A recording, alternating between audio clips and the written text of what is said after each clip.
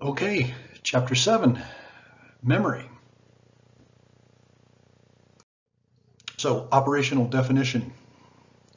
Memory is the functioning of your nervous system in which learned information is encoded, stored, and retrieved. So it's the process by which your senses take in information, process that information in the various cortical areas that are associated with the various senses, and then synthesize that perceived information into bits of useful information that are then stored in either working or long-term memory, and we'll talk about those distinctions here in a minute, so that they can later be retrieved as necessary. In a very practical way, I want to make sure that I kind of make mention of this because memory is a very easy thing to underestimate the importance of. In a very real way, it is what makes us who we are. We actually have, fortunately, a few, relatively few cases of pretty profound amnesia, situations where, in fact, I think there's at least one situation where a person had a viral infection that essentially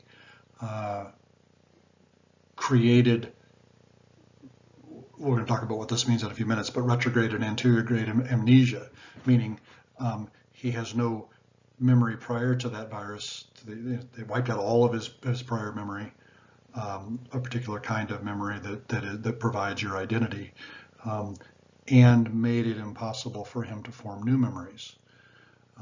So if you can think about that for a second, if the neurological processing that we call memory, that is part of storing your life's story, storing how you feel about people, how you think about people, what you believe in, the events that have happened to you, the things that you enjoy, the things that have scared you, the things that have excited you. In a very real way, you cease to become who you are. And in a particularly horrifying set of circumstances, there's a pretty famous example of a guy that I seem to have it in my own memory, which is faulty. I seem to have it in my memory that he suffered a head injury in World War II, but I could be wrong about that. At any rate, there was a man who suffered from the inability. He had intact memory up to the accident, to the thing that damaged his memory. So all of the past memories, say he had this happen to him when he was 25. So up until age 25, his memory was intact. He was intact. But this particular accident made it impossible for him to store new memories. So everything from that point onward in his life did not get stored. If that doesn't strike you as profound, take a second and think about what that means. What that means is, say, hey, this happens to him at 25. And say, I seem to remember that it happened in battle. Let's say that. Let's just for our circumstances, let's say that. So he's injured in battle, has a head injury in battle, comes back. As he recovers, it becomes apparent that he can't form new memories, and of course his family is there, and his fiance, let's say, is there, and they come and they visit him, and of course he recognizes them because they were present in his life before the damage. But all of the people that he meets in that hospital or in the nursing home or wherever he is living, he doesn't remember any of those because he met them after his accident. He doesn't remember what he had for breakfast. He doesn't remember the name of his doctor, the face of his doctor, anybody new that he meets, and that's a big deal. But take a second and think about what happens if you can't form any new memories when he turns 26, 27, 28, 29, 30. And as he's getting older, everybody that he knows is getting older, but he can't form the new memories of them getting older. So to him, he had the damage occur when he was 25. Him at 40, he walks into a room and looks into a mirror, which, by the way, this is a true story. They got rid of the mirrors after a period of time because it was so horrifying to this guy, because he would look in the mirror and he wouldn't recognize this person looking back at him, because in his mind, he's 25. He's looking at a 40-year-old man. His parents come and see him, and when he was 25, say they were 45 or 50, and 20 years later, 25 years later, now they're elderly, and he doesn't know who they are anymore. And so gradually his world becomes devoid of anybody that he knows, even himself. So if you want a picture of just how profoundly important memory really is in making you who you are, in populating your life with valuable, with the experiences that make it worthwhile to be alive, memory is very much that thing. This is why one of the worst things that can happen to you is a profound dementia, which we're going to talk about toward the end of the lecture today. In addition to informing us or instantiating us with a sense of ourselves, an ongoing identity, memory is further important because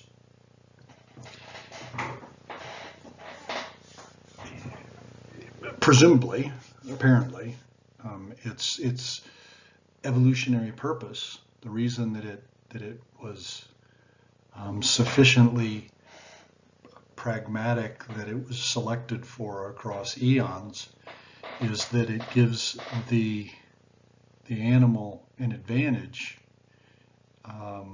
in terms of survival by retaining lessons that can be used to plan future behavior. That is, if purpose A for memory is to create an ongoing sense of ourselves in our worlds, people we love, people we don't trust, etc., then purpose B, so to speak, or an equally valuable purpose is that it promotes our survival by allowing us to plan for the future based on prior experience. So two profoundly important fundamental purposes that memory serves. As a result of how important memory is, it's stored. The storage of it is spread throughout the brain. Now, this is partly, presumably, because it does protect from any one part of the brain being damaged and it eliminating all of your memory if memory is stored throughout the brain. It's also stored throughout the brain because it arises initially from the senses, right? So there's visual memory, there's auditory memory, there's tactile memory, there's memory that is symbolic, say language-based memory, that is partly auditory and partly visual because it's symbolic. It's comprised of symbols. Abstract memory, or memory that contains within it abstract ideas that aren't necessarily sensorily based. So the memory that memory is being processed is arriving into the brain via all these different pathways. So it makes sense that it's processed, at least initially, and partially stored in different parts of the brain. Is it a movement-based memory? Is it an image-based memory, etc.?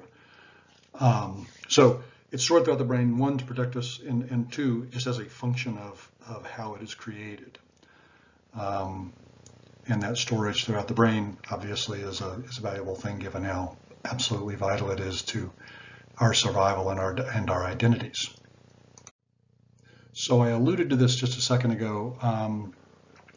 We have three general categories of memory. We have we call sensory memory, short-term memory or working memory, and long-term or permanent memory. Sensory memory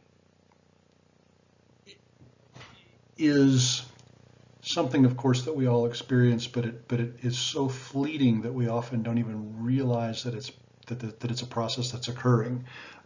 It's generally very, very short term, usually less than a second, sometimes a little bit more than a second, and it is essentially an echo. In fact, for auditory sensory memory, that's what we call it, echoic memory. Visual sensory memory we call iconic, and tactile memory, sensory memory, we call haptic. And basically it's like a residue, a temporary, a brief, I hate to use the word echo, but that's a good way of thinking about it.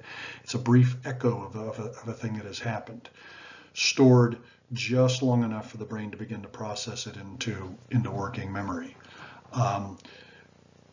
We're going to talk, when we talk about working memory, and everybody who has a working memory, knows that you can maintain information in your short-term memory by rehearsing it. Somebody tells you a phone number and you don't want to forget it, so you repeat it to yourself until you can write it down. Rehearsal.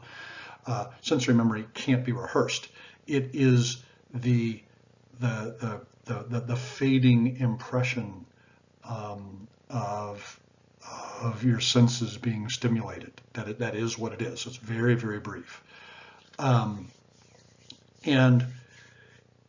of course, it is happening all the time, and the preponderance of that information does not get stored, right?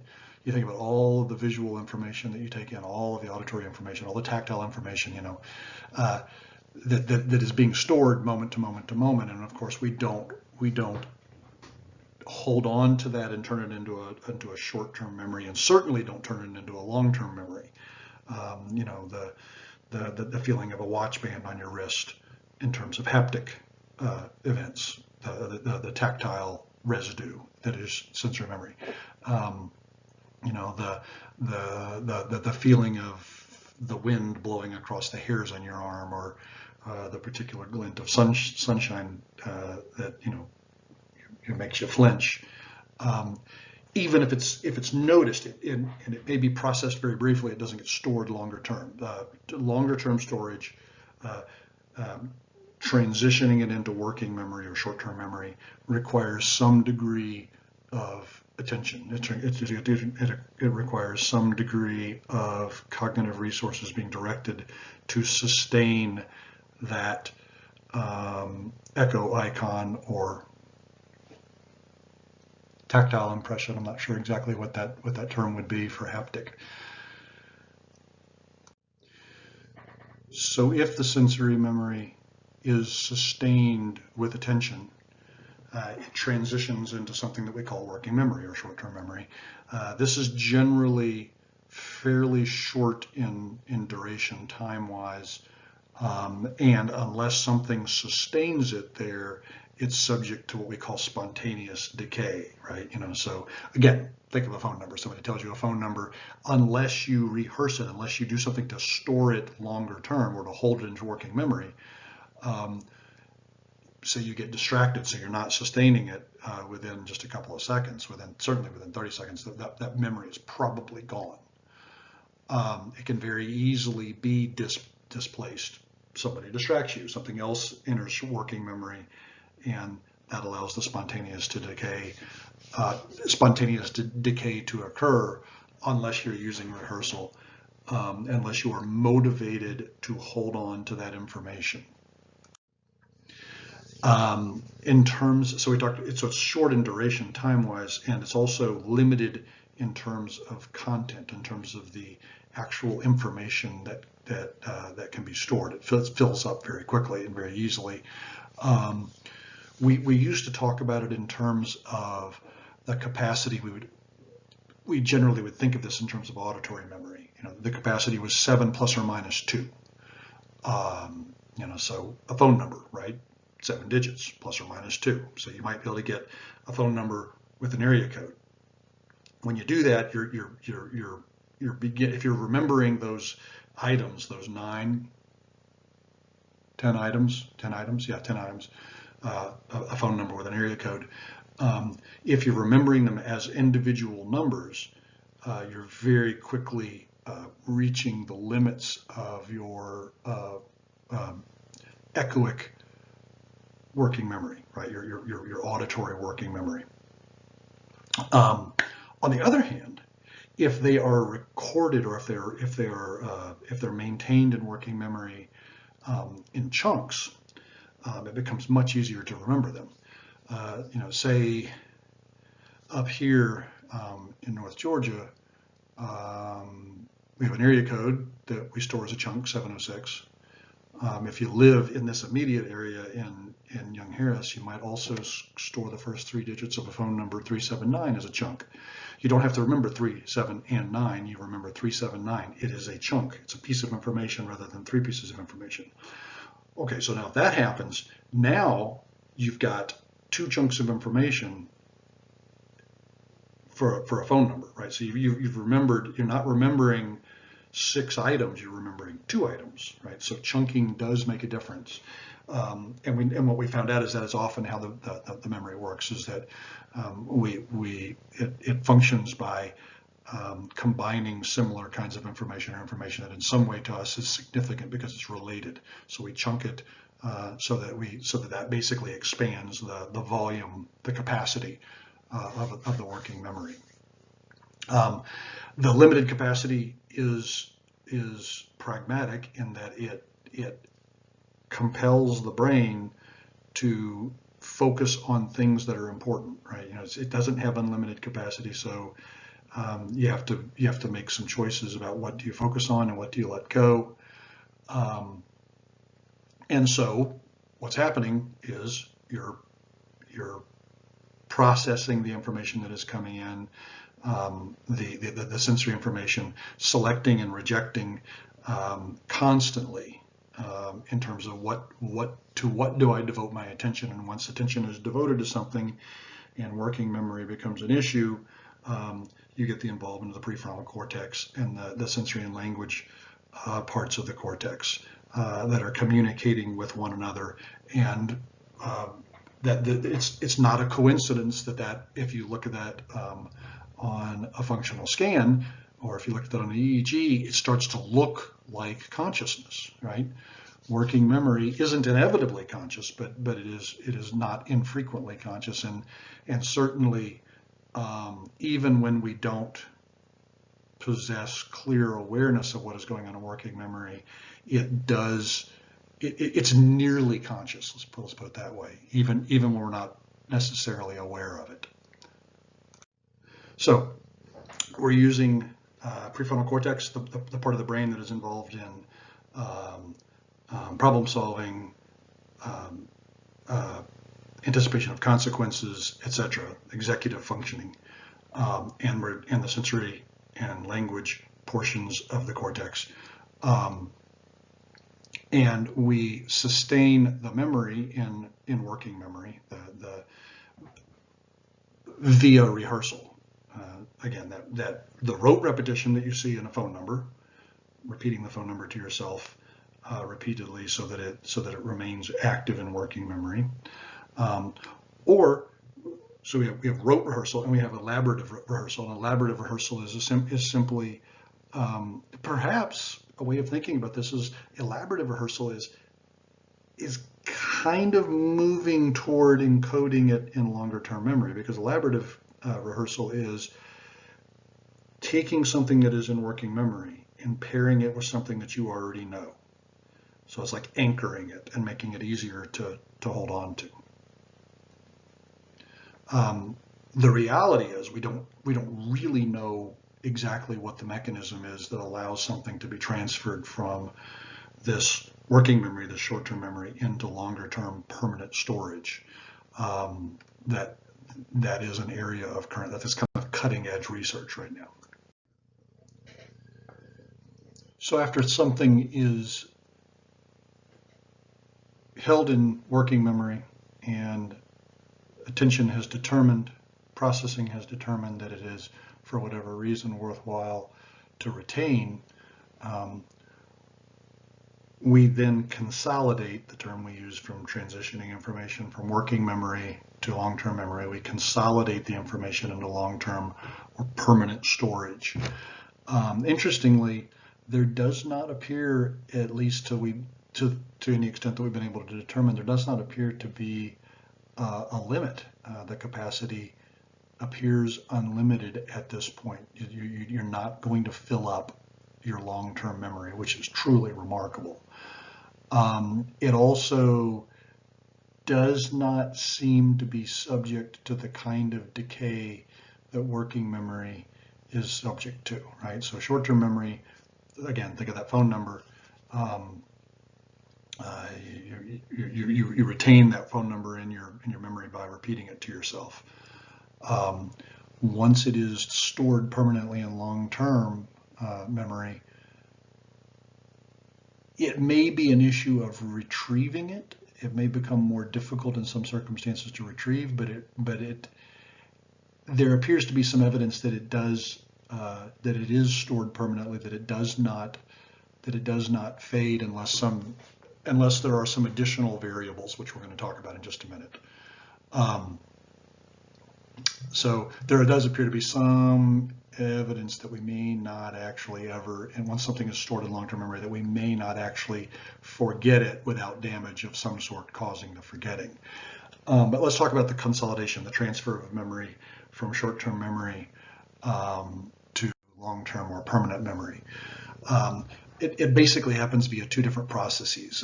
The first one is what we call synaptic consolidation. So consolidation can be synaptic or system. Synaptic consolidation is just you are using information over and over and over again in such a way that you get what we call long-term potentiation. The pathways, the connections between neurons that form the memory itself are repeated sufficiently that they become very strong and resistant to decay, let's say. We know, we talked earlier in this semester when we talked about sleep, how big of a deal sleep is for memory. We know that deep wave sleep activity, particularly REM sleep activity, is vital for this long-term potentiation. In fact, one of the things that one of the hypotheses about why we dream is perhaps that we're repeating certain memories from the day.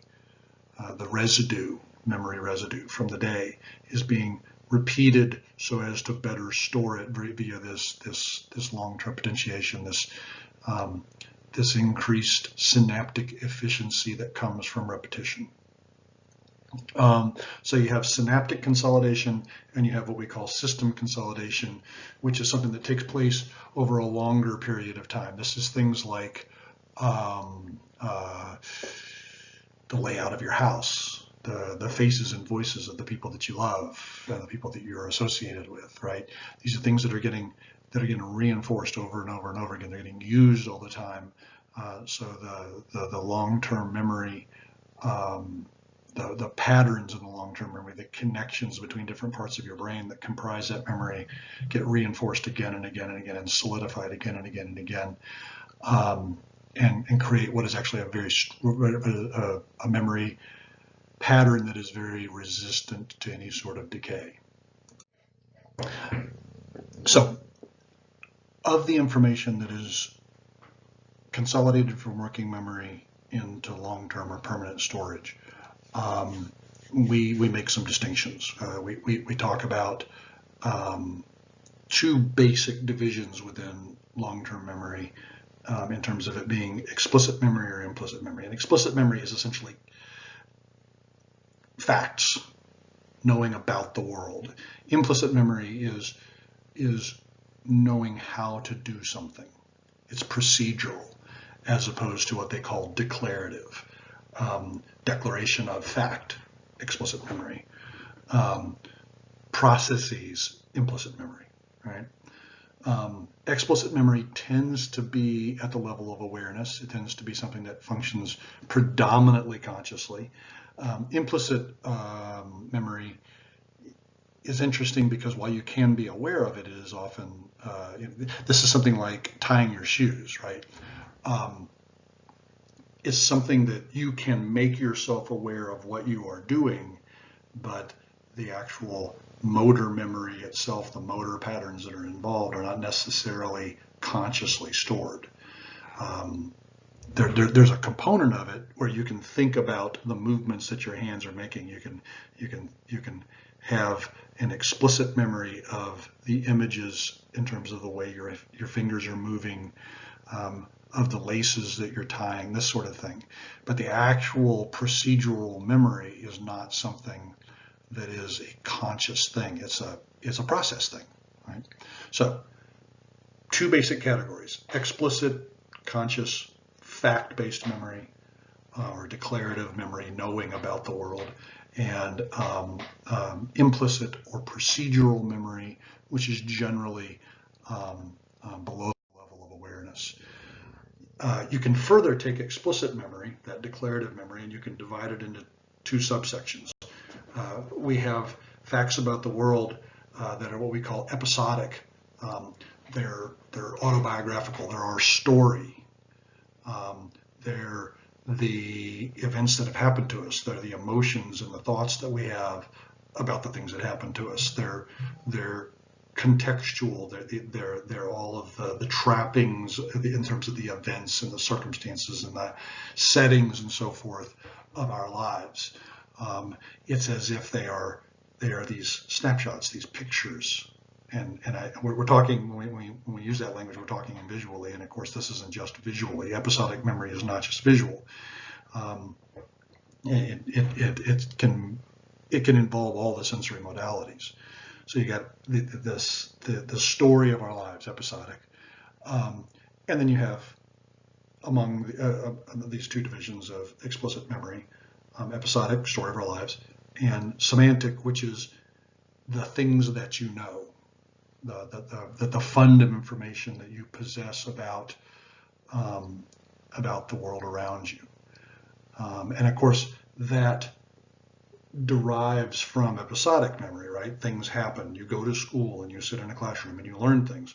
And over time, some things get consolidated, get combined into semantic knowledge, semantic memory, the various facts and meanings and concepts that you possess about the world. So, in terms of the anatomy, so to speak, of memory, this is just a quick visual representation of what we've been talking about for the first, half hour here, roughly. So if it helps you to store things this way, there you go. Okay, so we now have the landscape of memory. Sensory memory, working or short-term memory, and long-term memory. So let's talk a little bit about retrieving, getting things out of memory.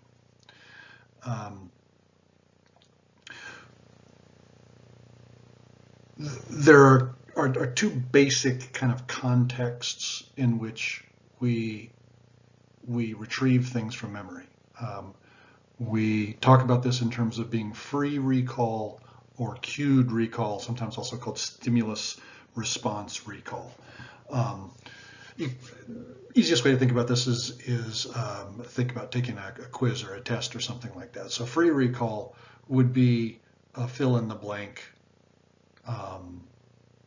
question, or me saying, give me the definition of long-term memory, right? Um, there's no cue. You have to know what the definition of long-term memory is and retrieve it freely from long-term memory. Cued recall, on the other hand, would be you're provided some context. So this might be a multiple choice question, right? Which of the following is the definition for long-term memory? And A, B, C, D. And if you read down to the list, hopefully the information as stored in your memory corresponds to one of the choices. You recognize it by cueing and are able to retrieve it that way.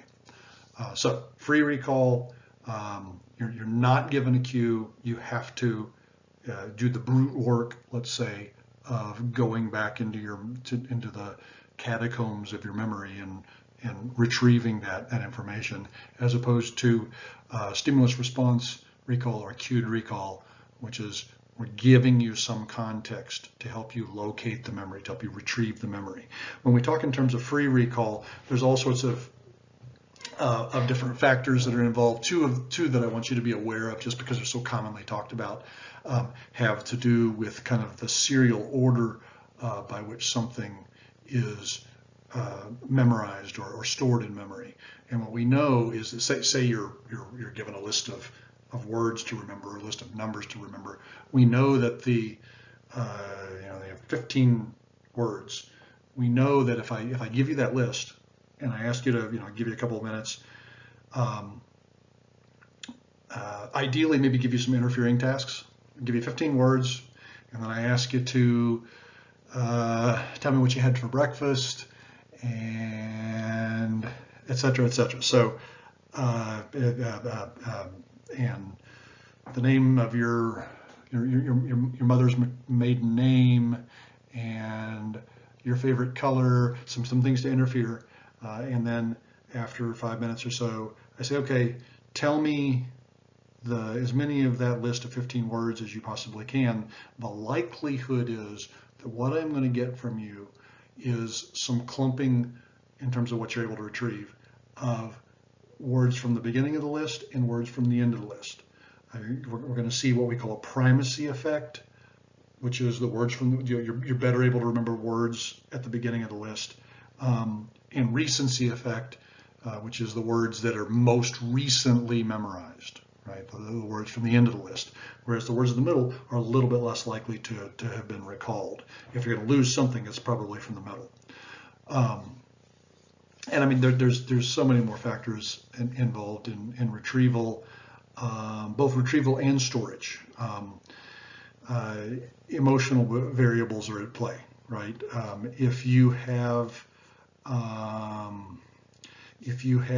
a memory that is stored under a particular emotional in a particular emotional state, it may be more difficult or even impossible for you to recall that memory. This happens sometimes in trauma. It may be more difficult for you to remember it when you're not in a similar emotional state, right? Another thing that we know is that context helps, right? This is one of the reasons why I think I probably told you the very first class period that one of the options you've got if you're studying for an exam is to study for the exam in the place where you're going to take the exam. So if you have access to the classroom, go sit in the classroom to do some of your studying. We know that the context matters. When you're back in that situation and being asked to recall, being in the context in which you were doing the studying while you're now taking the exam actually can help with retrieval. So many variables involved in all this. I just want to make sure you have some of the basic vocabulary that we tend to use. So retrieval, well, let's talk about failures of retrieval, also known as forgetting.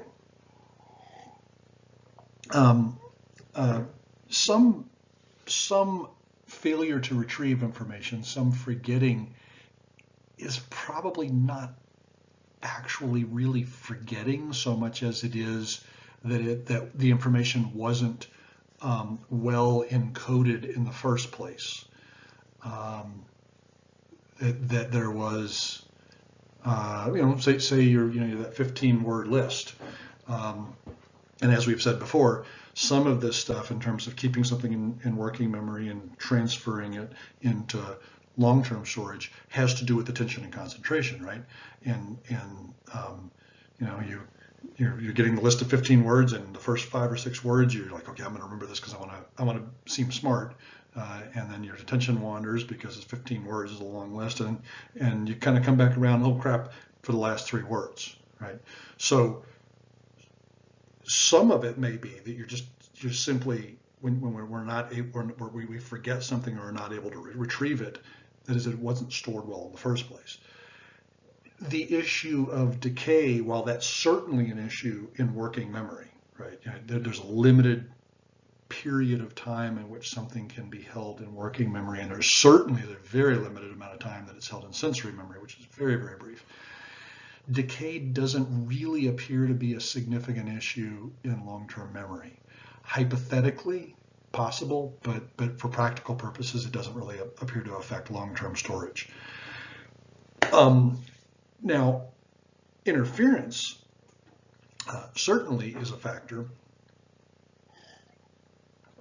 And we talk about interference in terms of proactive and retroactive. Proactive interference is when you have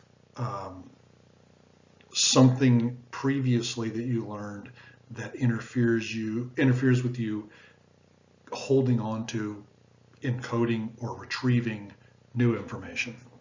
You know, perhaps passwords. You've had the same password for a long, for 6 months, and you get that cue. You know, you have to create a new password now, and you go through the whole process online to create yourself a new password.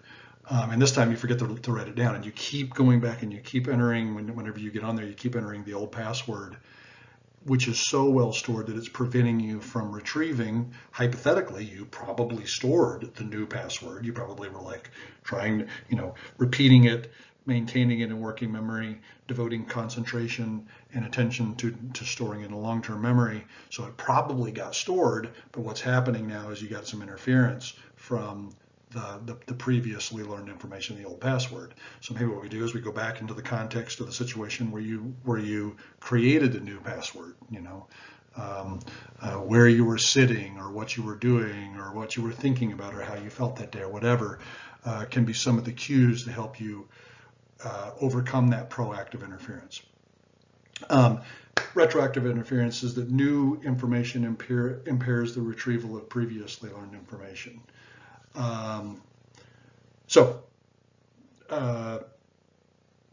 These certainly aren't the only kinds of things that lead to forgetting. We know that failing to encode something or encoding something inadequately is a factor. Decay doesn't seem to be so much of a factor, and you can get some interference. We also, in the field of psychology, are very aware of the reality that we are, we are often of more than one mind. And what I mean by this is that there are times where our brain seems set against itself in terms of recalling things, where the information is very clearly there, and your brain is preventing you from retrieving it. This happens in a variety of contexts. In fact, this is the reason why, at least one of the theories as to the reason why this motivated forgetting, your brain does not want you to recall something. The formal term for this, the formal psychological term for this is repression, by the way, which is actually unconscious motivated forgetting, which means your brain is telling you, and we aren't going there, we're not going to think about this, we're not going to remember this, and you don't even know that your brain is doing that to you. And the best example I can give you, I think I probably already talked to you about when we talked about dreams, and that is the experience that we we almost inevitably, almost everybody has had this experience of waking up in the morning and having a dream be vivid and real and emotionally relevant to us. And we think, oh, I'm going to go tell somebody about this dream. And you get yourself dressed and you brush your teeth and you comb your hair and you go out to go find your friend and tell your friend about this dream that you had. And by the time you get there 20 minutes later, half an hour later, and you open your mouth to tell them about the dream, it's mostly gone. You know, that there is some residue there. There's still some kind of tattered remnants of the dream, but all of the richness, all of the emotional import, all of the vividness of the dream has seemed to fade. You seem to have forgotten it. And of course, I mean, if you think about it, that's ludicrous, right? You know, your memory is not that impaired to the point that something that is that emotionally relevant would decay that quickly. That something that is that memorable and vivid would decay, would be unable to be retrieved that quickly in just a few short minutes, 20 minutes, half an hour.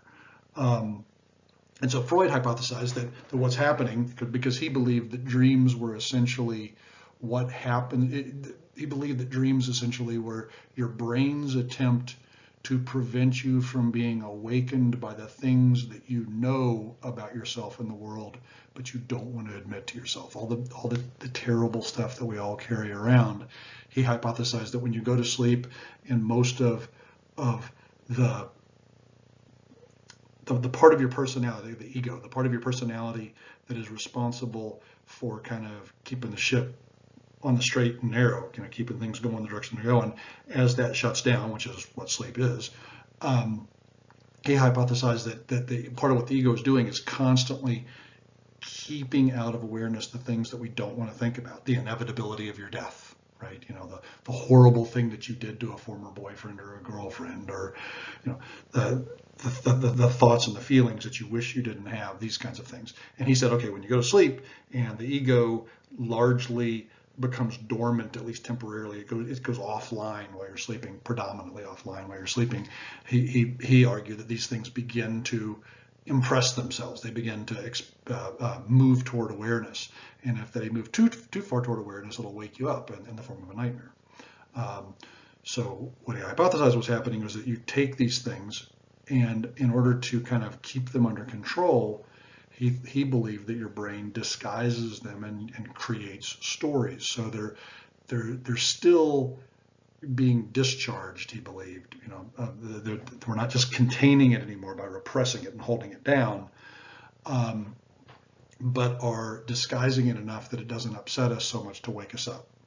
But then you wake up and that story is there, and the brain is basically looking at the story and going, okay, I don't want to spend too much time with this, because if I spend too much time with this, the disguise itself will fall apart, and then we're faced with all these things that we don't want to know about ourselves, all these things we don't want to think about ourselves. And so what the brain does is, okay, we're going to put all this back away, right? So that's an everyday example of this. I'll give you another quick example of motivated forgetting or repression. I had a patient one time who unfortunately is no longer with us, which is the only reason I'm telling you guys this story, who came to me because he had the sudden onset of very severe fear of heights. Came out of nowhere in relatively old age. This was a guy who part of his job in the military was jumping out of airplanes. After he got out of the military, among other things, he was a mountain climber. He liked to rock climb. He continued to skydive. And fairly suddenly, seemingly out of nowhere, all of a sudden, he was so he became so profoundly afraid of heights that he actually couldn't even climb on a step ladder to clean out his gutters. It got so bad that he couldn't even stand on a chair without getting kind of a form of vertigo, you know, dizziness and such. And long and the short of it is, we worked in therapy to try to figure out what was good. Well, you know, first of all, to try to get rid of it, you know, and basically the way you do that is, once you get on the first rung of the step ladder, the systematic desensitization that we talked about when we talked about learning theory. Get on the first rung of the ladder. if you're feeling any anxiety, do some deep breathing, do some relaxation, let that sense of anxiety kind of, okay, nothing bad is happening, nothing bad is happening. All right, okay, now take a step to the next step up. If the anxiety level goes up, you do your deep breathing, you relax, you allow that anxiety to kind of wash over you and dissipate. Take a step to the next. So we did that, and he would get to four or five steps up and just literally could not tolerate the anxiety and had to get off the ladder. And I mean, we banged our heads against the wall for weeks about this.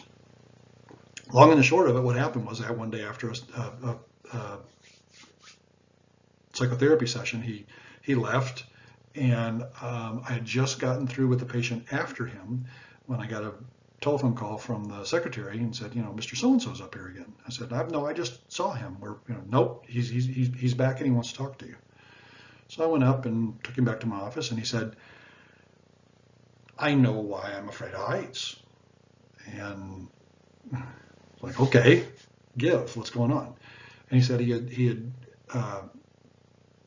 had driven away, and he was sitting at a stoplight, and all of a sudden, just like a light being turned on, he remembered.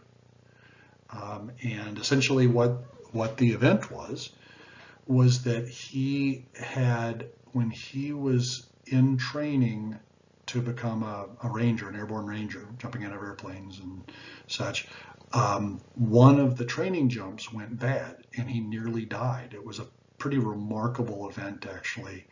And he actually almost got hit by an airplane. He jumped out of the back of an airplane, nearly got hit by another airplane, him and another guy. I guess profoundly shook him up.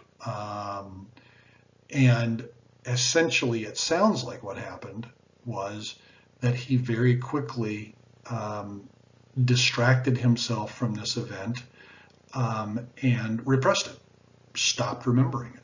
He said to me, I now remember that this happened, but I don't remember over the last, like 25 or 30 years, remembering it. Like it was just gone for a period of time.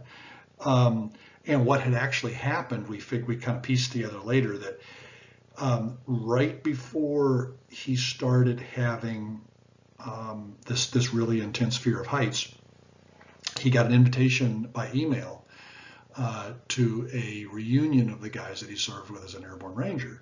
And one of the pictures in there was of the field where they would land when they went on these training jumps. And he thinks, and I think it's a pretty reasonable assumption, that when he saw that, somehow that was associated with that. Well, obviously it was the landing zone, and somehow that cued that event in his memory and brought it up just enough that his brain kind of freaked out. It was like, I don't want to know anything to do with this, but it was enough that it was connected to that fear of being in high places. And apparently when he was driving home, we had been talking about these kinds of things, and I was asking him all about, did you ever have an accident when you were jumping? Did you ever see anybody die from a jump? Thinking that these could be variables, and nope. Well, that day when he's driving home, he's sitting at a stoplight, and the guy who was on the jump with him sent him a text and asked him if he was going to be at the reunion, and boom, the memory came back. Right. So that's an example of repression. Brain's like, I ain't dealing with this until something interfered with that capacity to hold it in, to prevent retrieval. Right. So all sorts of factors that can prevent us from retrieving a memory from long-term storage.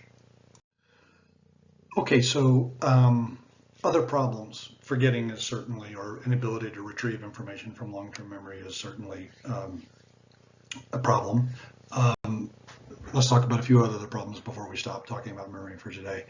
I already mentioned to you the idea of amnesia, that memory broadly is unavailable, right? We talked about anterograde amnesia, which is the inability to form new memories after an event. So you have a head injury, and it prevents you from being able to create new memories, which again doesn't sound like a big deal unless it's the inability to form all new memory, episodic memory. Because if that's the case, your world stops at the moment of that injury or that event, whatever it was that created the anterior great amnesia, until the anterior great amnesia goes away, if it goes away, right? In a very real way, nothing, you don't continue to be you from that point on. You're the you were prior to the anterior great amnesia.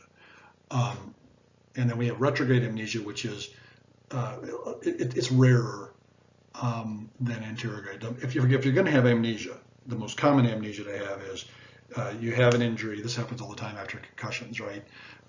It's usually temporary. You get a concussion, and your memory for the events immediately following, and sometimes prior to, but immediately following the event, you have difficulty creating new memories, and then things kind of stabilize, and you gradually develop again the ability to encode from working memory to long-term memory, and so the anterior great amnesia kind of dissipates. Oftentimes, though, well, not oftentimes. If you have a head injury, if you have a concussion sufficiently intense to create some degree of anterior great amnesia, that resolves over time. So your bell's rung, you get a concussion, but things settle down, and your ability to consolidate returns. So you now are able again to create long-term memories. That period of anterior great amnesia, that period in which you couldn't create new memories, doesn't all of a sudden come back to you because nothing was getting stored, or not sufficiently well enough stored that it can be retrieved. That is the most common kind of amnesia. You also can have what we call retrograde amnesia, which is essentially that you have an event and it damages the memories prior to that event. Now, this does sometimes happen, again, with concussions for a brief period of time, that you have somebody who's in an MMA bout, and they really get just cleaned. They get knocked out hard. And one of the things that's fairly common is they'll remember everything up to the actual punch, and they don't remember the thing that knocked them out. So, and they'll often not remember the few minutes after that. They don't remember how the fight ended. They'll say, yeah, man, you were out, and the ref, stopped the fight, and he was over you, and you started fighting with the ref, and and they have no memory of them doing that. Of course, they're so disoriented, they're not storing anything, right? So you can have anterior grade, can't form new memories. Retrograde, can't form memories prior to the event. Again, a little rarer, other than just that real brief period of time following a TBI. We also have, you can have what we call psychogenic, which is not, it's not an organically caused, it's not entirely fair to say. Psychogenic amnesia is amnesia that is, we can think about it as motivated amnesia, right? As opposed to incident amnesia. You're not damaged by a head injury or damaged by a vascular incident or something like that. Psychogenic amnesia might be, well, the example I gave you of the guy who had the training jump, that would be psychogenic amnesia. That would be motivated, intentional, unconsciously intentional, but intentional nonetheless, forgetting of that event.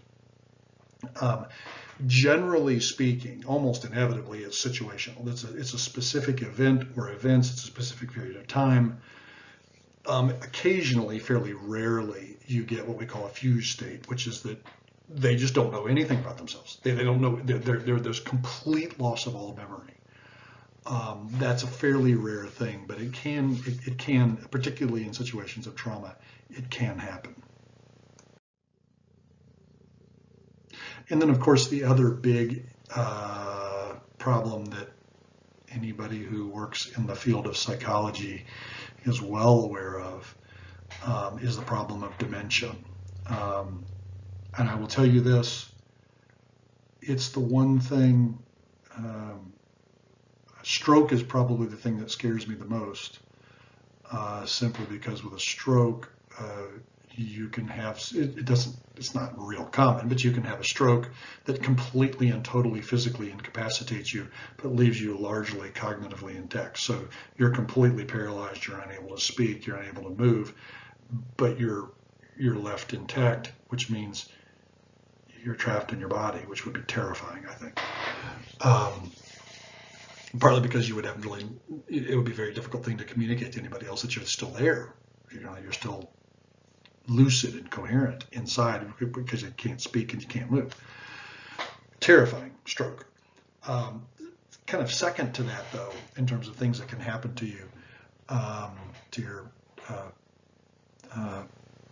cognitively, is the problem of dementia.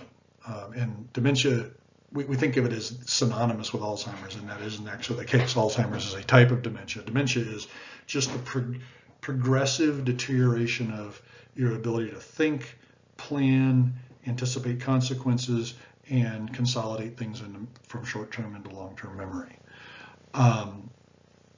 So we think of dementia as specifically being memory-related, and that truly is remarkable, partly because memory, again, is so fundamental to who we are. And if you begin to lose memory, you begin to become less of who you had been, right? But in addition, dementia is not just memory problems. It's also characterized by, in some cases, especially as it becomes more severe, it's characterized by what we call aphasia, which is the inability to produce or understand language. Apraxia, which is basically your motor movements become impaired. You become clumsy. You become, like tying your shoes becomes overwhelming, and that procedural memory, you begin to have deficits there. And of course, everybody is familiar with this. If you've had somebody in your life who's had dementia that progressed into the kind of the severe range, you're well aware of the phenomenon of agnosia, which is, you don't recognize your spouse, you don't recognize your kids, you begin to lose all of that part of who you were.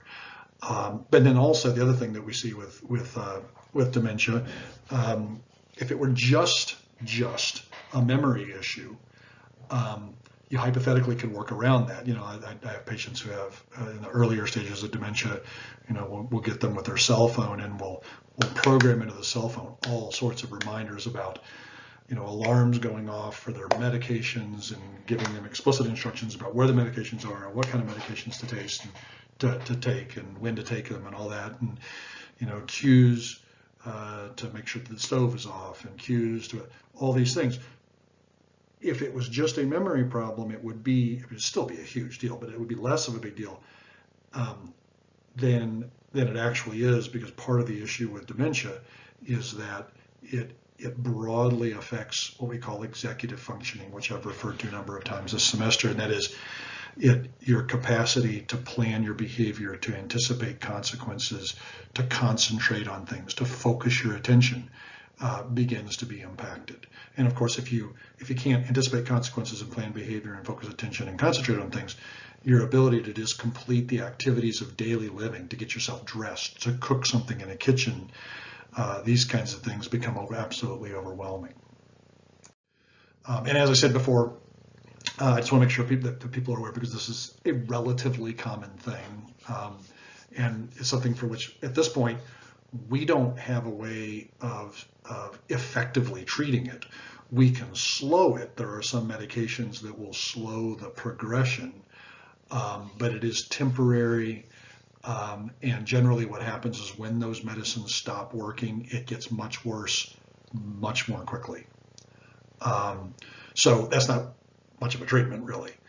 But anyway, I want to make sure that you're aware of this distinction. We often will think of of dementia as synonymous with Alzheimer's, and it isn't.